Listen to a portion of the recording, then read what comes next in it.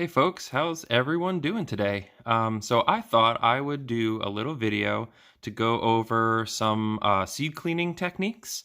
And so if you want to grow native plants at home, you'll want to clean your seeds and store them, and then plant them in the fall, which we're in the fall now, but it's been kind of dry. So I've been procrastinating a bit on doing my planting to try to line it up with the arrivals of the rains. And all right, well, I will go over some of the materials you'll want to have. Some people use pie tins, but I tend to use paper plates, compostable ones with no wax covering on them. I just find them a little easier to use. And then I will keep my seeds in these little, what are they called? Number one envelopes. For keys or for coins. I think they work really well for small amounts of seeds. And if I do have a large amount of seed or really large seeds, I'll use just a plain brown paper bag like that. And so what you'll want to do is go ahead and label. So this is Rosa bridgesii.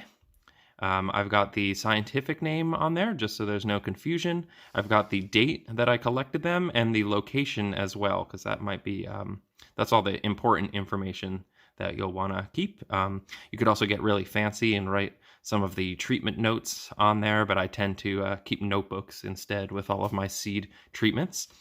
And so the roses here, these are the rose hips, these are the fruits, the seeds are inside of there, and so we'll just want to separate them out from the fruits. And so yeah, let me just preface by saying that this is sort of my own methodology. I'm typically dealing in small amounts of seed. Different people might do things differently, and certainly if you're processing large amounts of seeds, there's different techniques you can use to get better efficiency. But all right, let's get going. Let's pull these seeds out.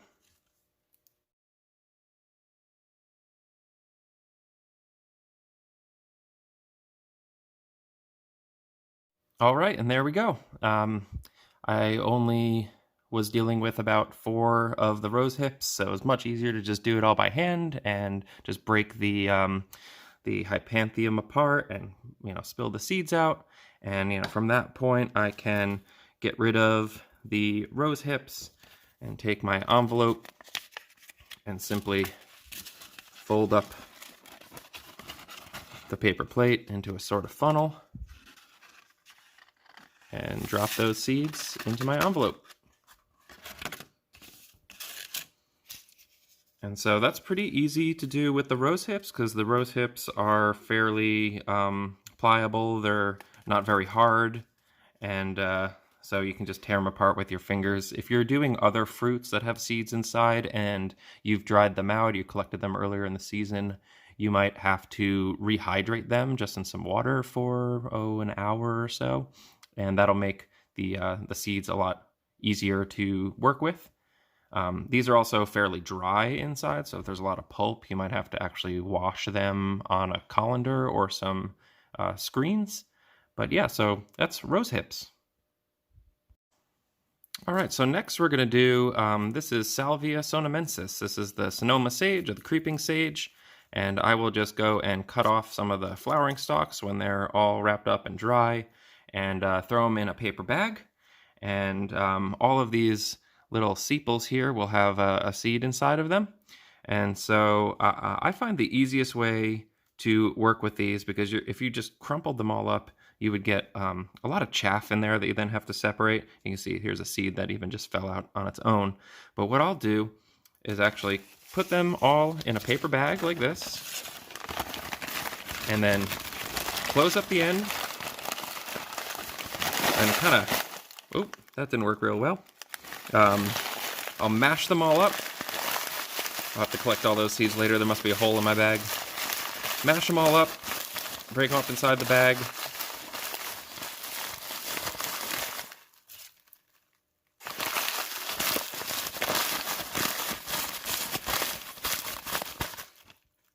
And then take my plate. This smells wonderful, by the way. The sages are amazingly fragrant. All right, and then I'll hold it so that there's just like a little loose opening and shake the bag over the plate. And you'll get some chaff this way, But you can see a lot of the seeds are already separated and coming out. And so this isn't a terribly efficient way to do it, because there will still be some seeds wrapped up in there. And so if you really wanted to get meticulous, you could go through and really pull out all of the seeds and crunch it all up again and repeat the process over and over again until you're fairly certain you've got all the seeds out. But I tend to do this and get as many seeds as I possibly can, and then take the leftovers and throw them in my garden in random spots and just hope that I get a little bit of germination in there.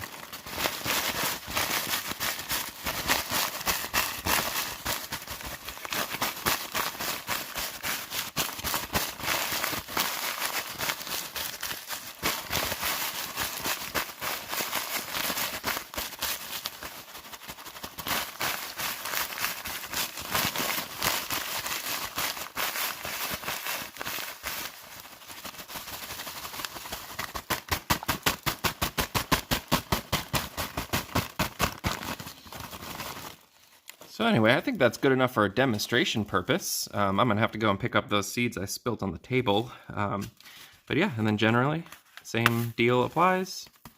Let's take your paper plate, turn it into a funnel. Got my envelope here with all my information already written out. And just pour them inside the envelope. And voila! So yeah, this is kind of my lazy methodology. This is just to minimize the amount of work that I have to do and still get a whole bunch of seeds. Certainly, if you're doing commercial seed saving, it gets a lot more complicated. But all right, let me show you some of the other species we'll be doing today. Okay, so this time I'm going to do a member of the sunflower family. This is Helenium bigelovii, or Bigelow's sneezeweed. Gorgeous little yellow flowers. And as you can see, because they are in the aster family, they have many, many, many flowers, and each one of those flowers produces a seed. And if you can see down here, that little dark part on the point, that's the seed, and then attached to that is the pappus. And so I'm not going to go as crazy as trying to remove the pappus.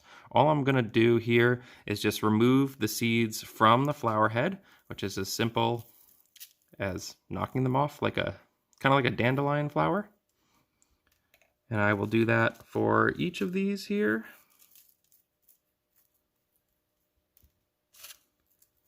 This one's a fairly simple process, but it's worth going over anyway.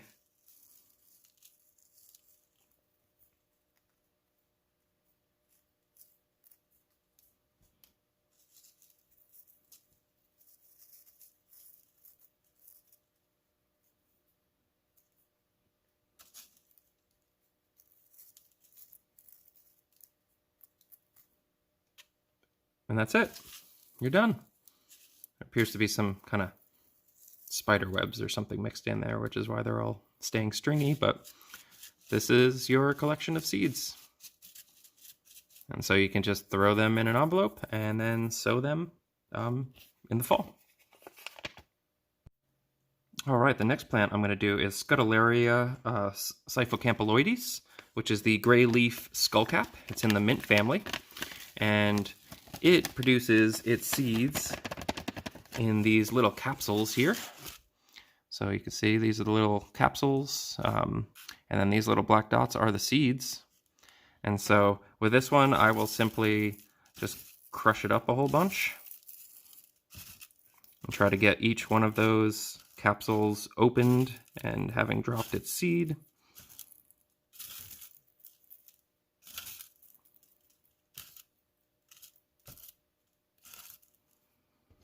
And then from here, you can kind of, because they're round, you can kind of roll the seeds out to the side a little bit, and there'll still be some chaff mixed in there, but it just kind of helps get a little separation happening. And then, of course, you'll have to free up some of the others. So these oblong-shaped capsules don't really roll as easily as the seeds. And you know, if you want to get every single last seed out of there, this can be a little meticulous and take some time.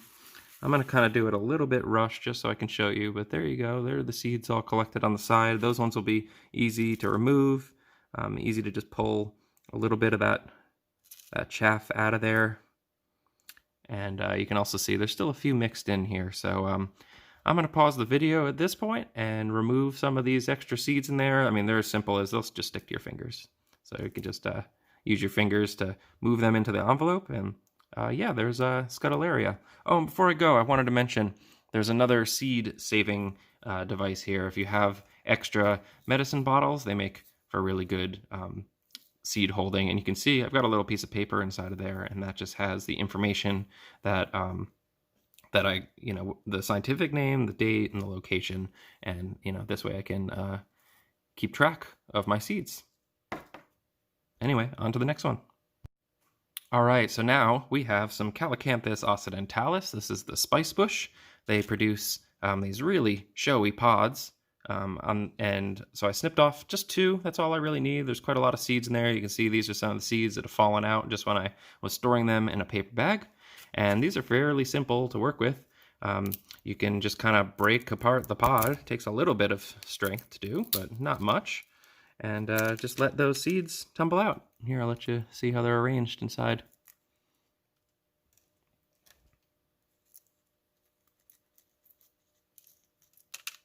Very simple process.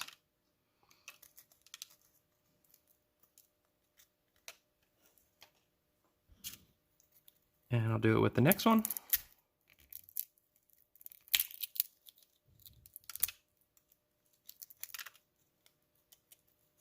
Now these can be sometimes hard to find with seeds still remaining in them, so it's pretty good if you're gonna harvest them to take a look inside before you pull the capsule off, because, you know, these capsules, when they're empty, can be homes for little insects and critters.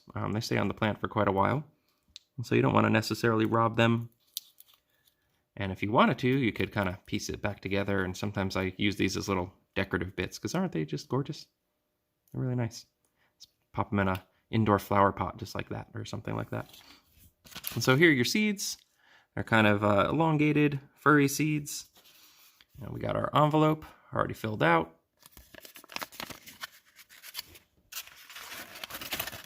And we form a funnel and drop them in the envelope.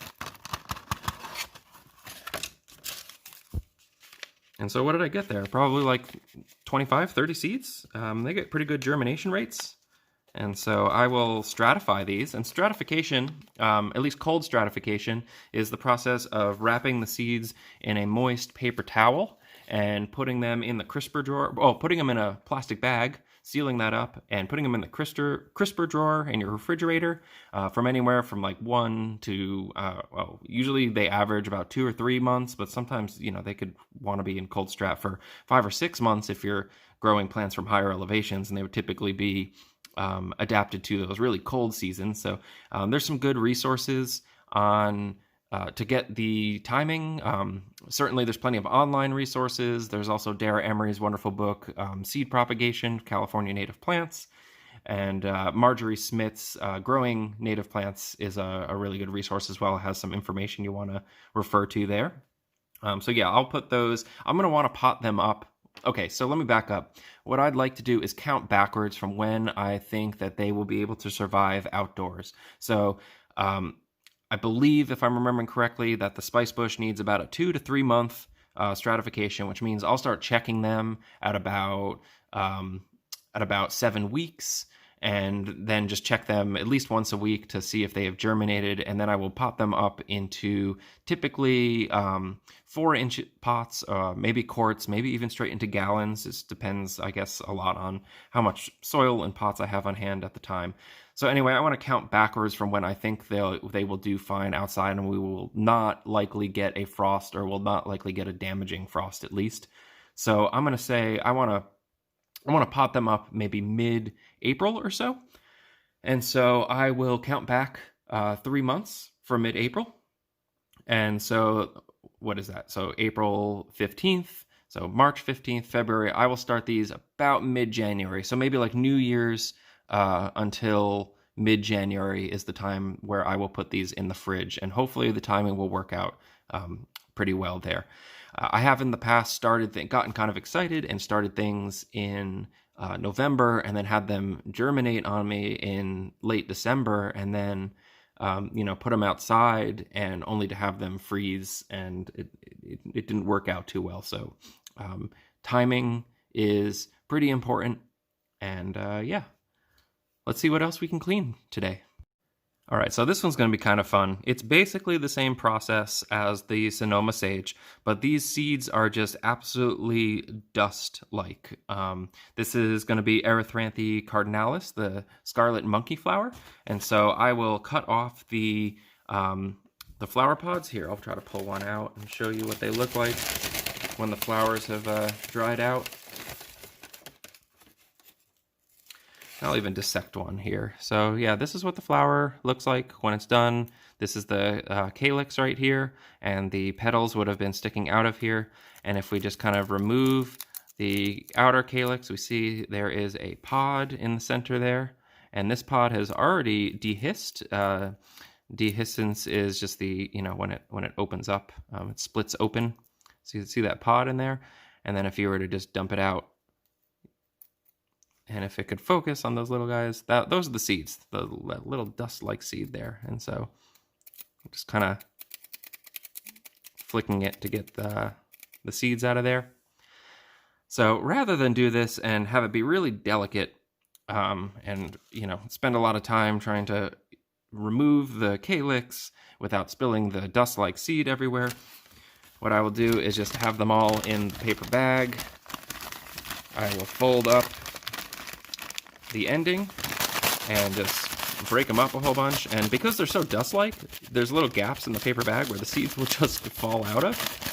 So I tend to do this over a paper plate.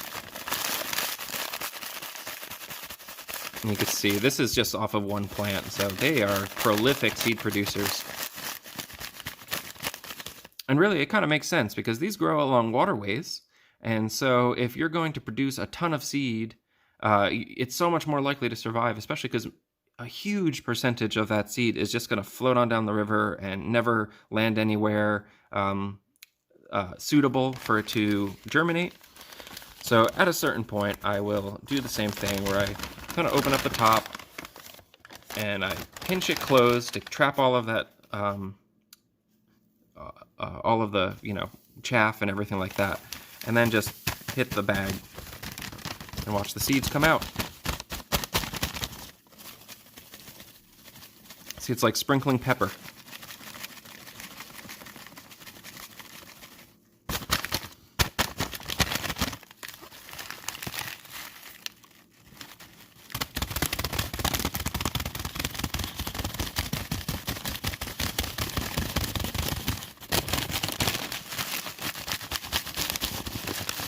Just look how much seed is coming out of this. This is all from one plant.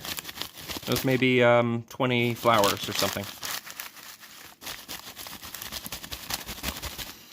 All right, and so for brevity, I'm going to call it there. And if you get a little bit of the chaff in your mix, it's not the biggest deal. Just generally you want to try to free it up from as much as possible.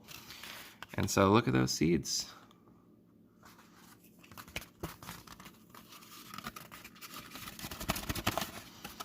We got our envelope all filled out ahead of time. It can be really hard to write on the envelope afterwards, so I do recommend you you write it before you put the seeds in there. And there you go. That's probably enough to grow. I mean, what? That was probably like 200-300 seeds in there, at least.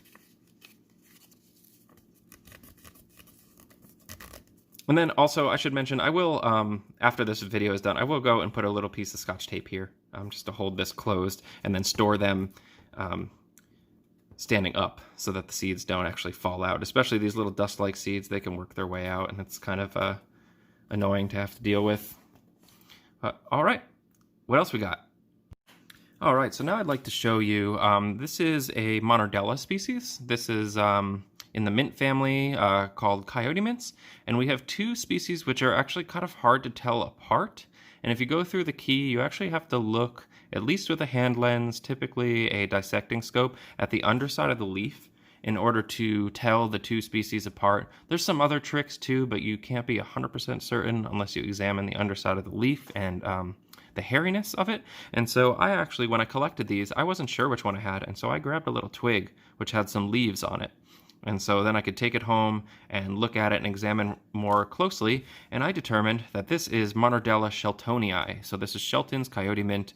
Another thing that's typical of them is, see how on the bottom of the flower head here there are these bracts which almost resemble leaves, and they're right up against the flower. That's something that's really common in Shelton's Coyote Mint, and not so common, but not unheard of. And the other one this could be, which would be Monardella villosa. So anyway, I only took a few of these, and so I'm going to show, when you don't have a whole bunch of flower heads like with the salvia, even though this is typically, if I had a whole bunch of this, I would use that same methodology as the salvia and just crunch them up in the bag and let the seeds come out. But I'm going to show a bit of what I would do in this instance where I don't have too many of them. And literally, and again, this is probably a really ungraceful way to do it, but it works for me, is I'll just crunch it up and try to knock any seed that might be in there out. And again, this smells absolutely amazing. Coyote Mints are one of my favorite smells in the plant kingdom. And let me just see, I need to get a closer look. Yeah, so there are only a few seeds in there. So this is the seed right here, this little black bit. There's a few others, 1, 2. And so I will do this one at a time. And it's a little bit more meticulous. You could also use, I'm going to use my fingers, but you could also use tweezers to get the seeds out of the mix and just drop them one at a time.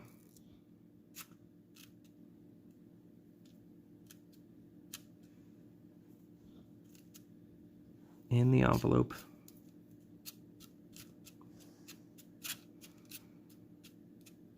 And yeah, surprisingly not a bunch of seeds in that one. I don't know whether I perhaps took it too early or that particular head didn't get pollinated real well. And so what I'll do then is, to keep the chaff from piling up, is I'll just slide it from the side, or occasionally I'll have a trash can right next to me. I can just dump it immediately and just continue on with the next one. So I'm going to go through these and speed up the footage a little bit so it's a little bit more interesting, and we'll see what we get out of these.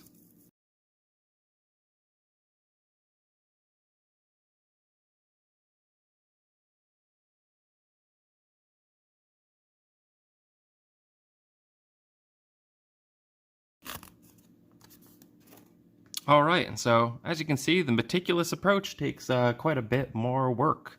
You really have to go through everything, and I'm probably, after I shut off the camera, gonna go back through this whole pile and make sure I got everything out of there, because there wasn't a ton of seed in there, and the Monardella are one of my favorite things to grow, so I'm gonna be a little bit more meticulous than I was with the Salvia sage.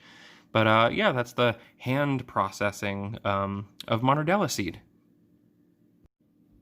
Okay, next we have another sunflower family member. This is Wyathia angustifolia. This is the narrow leaf mule's ears.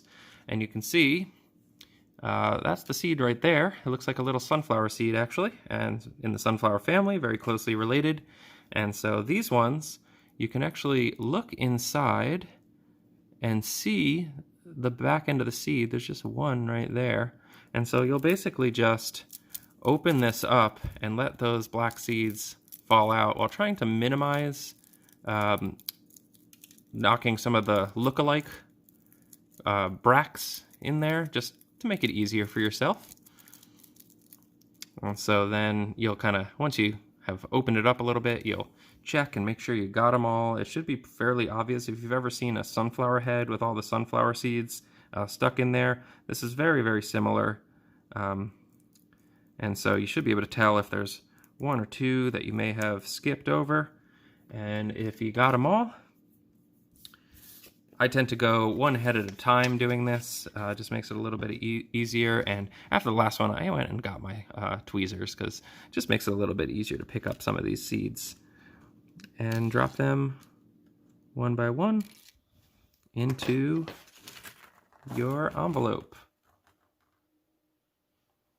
And so yeah, I was just making sure some of those other elongated bits there, these are actually dried up anthers, so they're not seeds at all. And we will continue, and here, we'll just go through and do them all.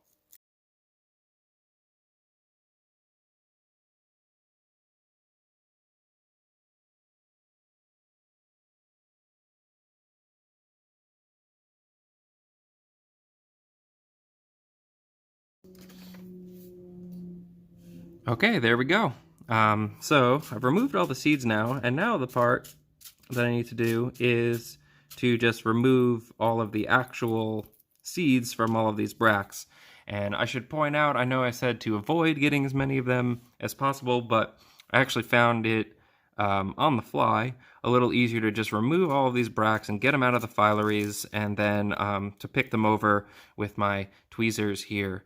And so, you know, that's part of the process, I think. Like, you have these general ideas. I think in years past, I was able to just kind of futz with the flower heads and the seeds would drop right out of there, but maybe I collected these at a different time of year, and for whatever reason, they were just held in there a little bit more tightly. And so you just kind of roll with the punches, see what works for you. And over time, you know, you do this enough, you start getting little efficiency gains, and you know, you'll be able to clean your seeds faster when you know what to expect. And anyway, all right, so let's go through and pick out all of the little seeds out of here.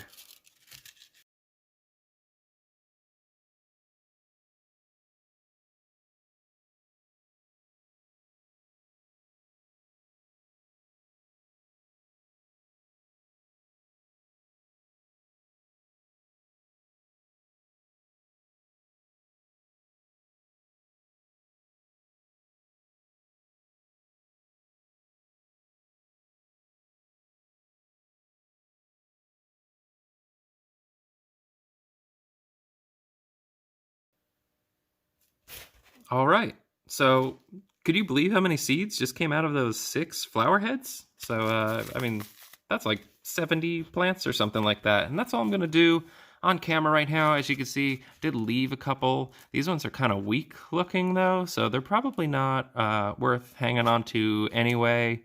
What I will do is throw these in my junk pile. So, you know, throw them in the, I keep a random bed in my garden that I just kind of discard extra seeds and just see if what will grow there and just let them fight out for survival. And it does work. I get some, you know, random plants that come up in that bed. And so it's really exciting. And if they're really special plants, then I can just dig them out and transplant them somewhere else in my garden. But anyway, that was quite meticulous, right? If you're going to be cleaning seeds, I recommend setting aside, you know, a couple hours a day for a week or a full day, and just putting on some good music and kind of taking a deep breath and just relaxing into the tediousness of it all. It can be quite meditative, actually, working through all of these plant parts. And it's also really educational because you get to see what the seeds look like and you know, what the flower parts look like a little bit more up close, and you learn a lot of lessons about the plants along the way. So anyway, let's move on to the next plant. All right, just a few more plants we're going to do here. This one is going to be a pain in the butt. This is Garrya Fremontii. It's our Fremont's silk tassel, and it produces these flowers on little catkins, little dangling catkins, which then grow into these capsules, and the capsules contain the hard black seeds like that one right there that you can see.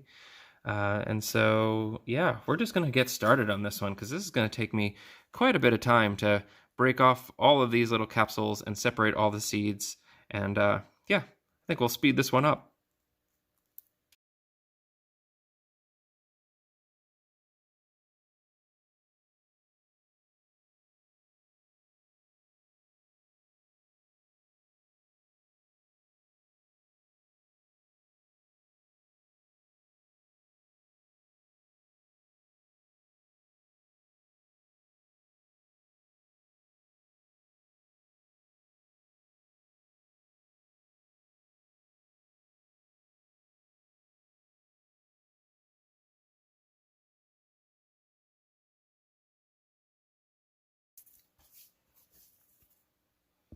All right, there we go.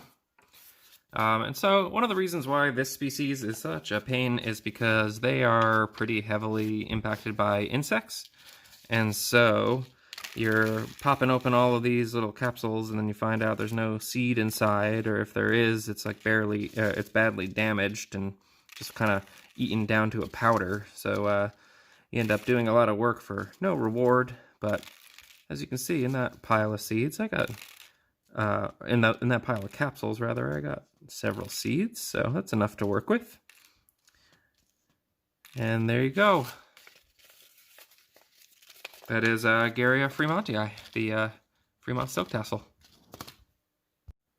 Okay, the last one we're gonna go over here. Needed to don a little bit of physical protection, just some rubber gloves, and then using my tweezers. This is Fremontodendron. That's a Fremontia. And it produces these dehiscent capsules as a fruit. And so dehiscent, again, just means that it opens up. But the problem is, and I don't know if you can make it out there, these things are just absolutely coated in these really irritating hairs. And so if you were to, this one's really open, but a lot of them actually require force to open them up. And so if you were to get your hands in there and you get it all on your fingers, it feels like those little tiny cactus thorns. Really, really annoying to work with. So rubber gloves, some tweezers to pull the seeds out of there, and then basically what I'll do is just use the tweezers to get some leverage and pop open the capsule like I've done here, and the seeds just sit one inside each capsule if they've been pollinated, and then you can just use the tweezers to pop it out, and there you go. That's Fremontodendron. So that's what I got out of maybe a dozen or so pods in total. So really I had an average this time of just one seed per flower. And yeah, I'll be planting these. It'll be a wonderful addition to either my garden or the native plant sale. Haven't quite decided quite yet. And before we sign off and go, I just wanted to show, I'd mentioned some books earlier, so I just wanted to show kind of what they look like. And here I'll zoom out the camera a little bit. So this is Marjorie Schmidt's Growing California Native Plants. You can see I referenced this quite a bit. It's a beautiful little book, broken out by family and then genus, and just gives a whole bunch of really nice information, really nice drawings in there. And let's see, let me show you one of these charts here. So like here you go, Ceanothus. So this gives a breakdown of the Ceanothus species, their growth habit, what their flowers look like, the kind of environment they like, some remarks, and their distribution. And she covers quite a few families doing that. And then there's a little mini section in the middle with some color photographs. So this one's put out by the California University of California Press. And so get your hands on a copy of that one. Then we have Seed Propagation by Dara E. Emery, and this is a really excellent book. It has a whole bunch of information. So you have like, here's the furs, and it mentions the how long you need to cold stratify them, whether you need no treatment. Let's see, fire treatments, soak in, I don't even know what that is, sulfuric acid maybe, or hydrochloric acid, something like that. I'm not a chemist. No treatment, sow with seeds of an herbaceous perennial because they are obligate parasites. This is Castanea, so the paintbrushes. You can't just grow them on their own. You need to grow them with another plant. And hot water treatments, and then stratification. So yeah, and in the beginning of the book, it goes over, scarification, hot water treatment. It explains all of these out and how to break the seed dormancy. Really good resource. It's pretty much only made of these charts here. Covers a lot of plants. And it's not completist. You'll perhaps want to grow some plants that aren't covered in here, and hate to break it to you, but if that's the case, you're just gonna have to experiment, and be sure to report to us with the results of your experiments. And then this book I love a lot.